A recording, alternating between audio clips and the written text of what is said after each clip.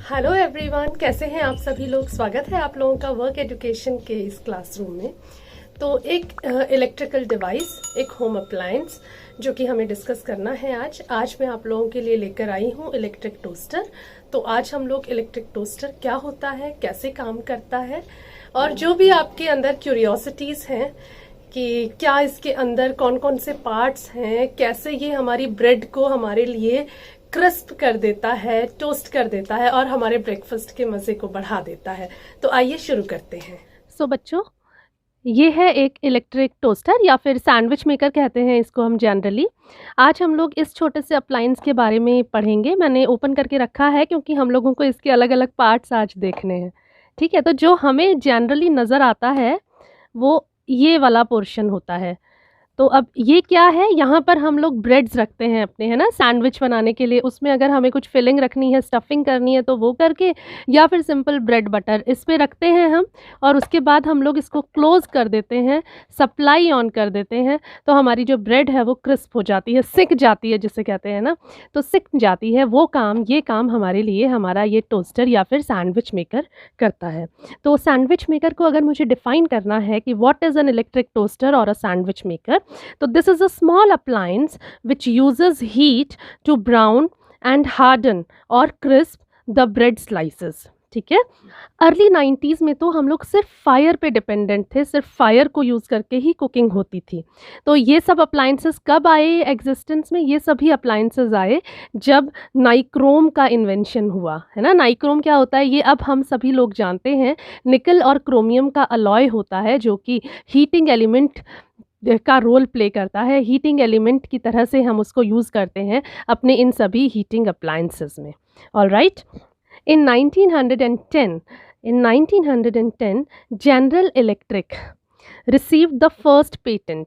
सबसे पहला जो इसका पेटेंट था वो 1910 में जनरल इलेक्ट्रिक ने लिया था। सबसे पहले ऑफिशियली मतलब प्रोफेशनली जो इलेक्ट्रिक टोस्टर बना था, इट वाज इन 1910।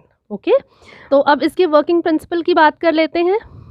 देखिए, एक इलेक्ट्रिक टोस्टर या फिर एक सैंडविच मेकर, ये हमारी इस पावर सप्लाई से इलेक्ट्रिसिटी लेता है, ठीक है। और इसके बाद इसके अंदर जो भी मैकेनिज़्म है, मैं अभी आप लोगों को खोल करके दिखाती हूँ।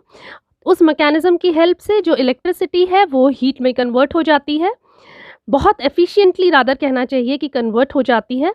और इसके बाद अगर हम चाहते हैं कि हमारी ब्रेड जो है वो बहुत जल्दी कुक हो जाए, वेरी क्विकली कुक हो जाए, तो उसके लिए हमें एक ऐसा टोस्टर चाहिए जिसकी की पावर कैपेसिटी जो है, पावर रेटिंग जो है वो हाई हो। दैट मीन्स जब भी हम लोग ये टोस्टर ख़रीदने जाते हैं तो हमें हमेशा higher rating, higher wattage rating वाला टोस्टर ही परचेज़ करना चाहिए, जिसकी वॉटेज रेटिंग, वॉट्स होता है ना पावर का यूनिट, तो जिसकी वॉटेज रेटिंग ज़्यादा होगी वही टोस्टर ज़्यादा एफिशिएंट होगा।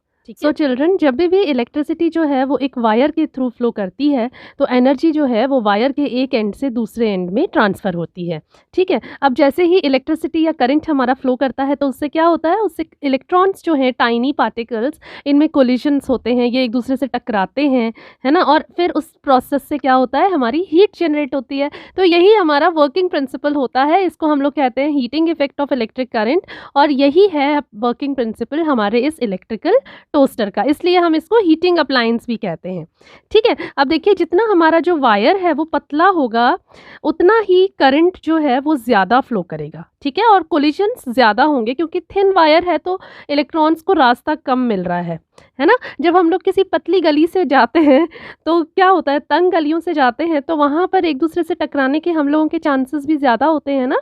तो वैसा ही है, तो जितना थिन वायर होगा उतने ही कोलिजन्स ज़्यादा होंगे और उतनी ही ज़्यादा हीट जनरेट होती है। तो अब इसके हम लोग पार्ट्स देख लेते हैं और इसके अंदर होता क्या है वो देखते हैं। यहाँ से मैंने इसको दी इलेक्ट्रिकल सप्लाई, ठीक है। अब ये हमें पता है कि करंट जो है, इलेक्ट्रिसिटी जो है वो वायर के एक एंड से दूसरे एंड में फ़्लो करती हुई आएगी, और फ्लो करती हुई आएगी। तो ये है इसका इलेक्ट्रिक सर्किट, है ना। ये देखिए, ये इसमें दो इंडिकेटर्स लगे हुए हैं, एक रेड इंडिकेटर होता है, एक ग्रीन इंडिकेटर होता है। एक्चुअली में ये दोनों ही हमारे ट्रांसपेरेंट इंडिकेटर्स हैं। रेड और ग्रीन के लिए मैंने ये देखिए ये रिफ्लेक्टर्स लगा रखे हैं, ये रेड, ये ग्रीन, इन दोनों का अलग अलग फंक्शन होता है। वो भी जब मैं आपको पार्ट्स इंडिविजुअली एक्सप्लेन करूँगी तब मैं आपको बताती हूँ। तो जब भी करंट एक टोस्टर में एंटर करता है तो क्या होता है कि सबसे पहले इलेक्ट्रिसिटी जो है वो टोस्टर के अंदर फ्लो करने लगती है, ठीक है, और फिर करंट जो है वो एलिमेंट से, इंडिकेटर से, इन सब से फ्लो करता है। और एलिमेंट में क्योंकि करंट फ्लो करने लगता है तो उससे हमारी जो ब्रेड है जो हमने अंदर रखी हुई है सैंडविच करके, वो हमारी टोस्ट हो जाती है, ठीक है। तो अब हम लोग इसके डिफरेंट पार्ट्स देख लेते हैं, इसको अच्छे से और डिसमेंटल करके फिर मैं आप लोगों को दिखाती हूँ इसके डिफरेंट पार्ट्स, उनको लेबल भी करना है आप लोगों को, ओके।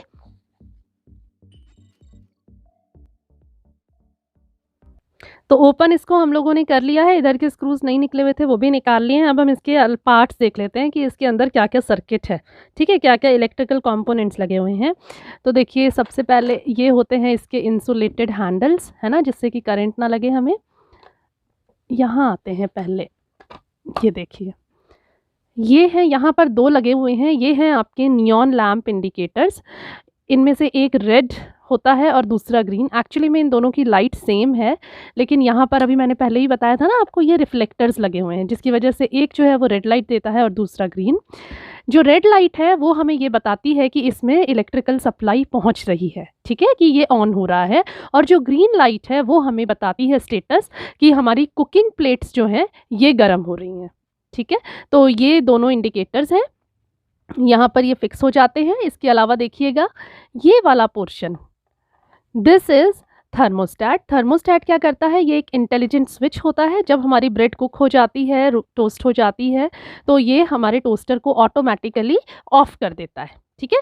अगर वो ऑटोमेटिकली ऑफ नहीं करेगा तो क्या होगा, हमारी ब्रेड जो है वो जल जाएगी, हम ब्रेकफास्ट नहीं कर पाएंगे उस दिन, हमें बिना ब्रेकफास्ट किए स्कूल आना पड़ेगा, राइट। तो ये ऑटोमेटिक स्विच की तरह काम करता है, इंटेलिजेंट स्विच की तरह काम करता है। अच्छा, ये एक कुछ कागज़ जैसा हम लोगों को दिख रहा है, ये होती है बच्चों एस्बेस्टॉस शीट।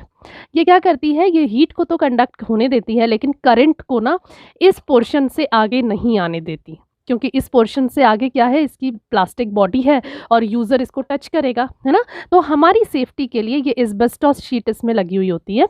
अब अगर मैं इसको थोड़ा सा हटा दूँ, तो ये देखिए ये जो पाइप नुमा हमें वायर दिख रही है, ये है इसका कंसील्ड एलिमेंट। इसके अंदर छोटे छोटे नाइक्रोम वायर्स होते हैं।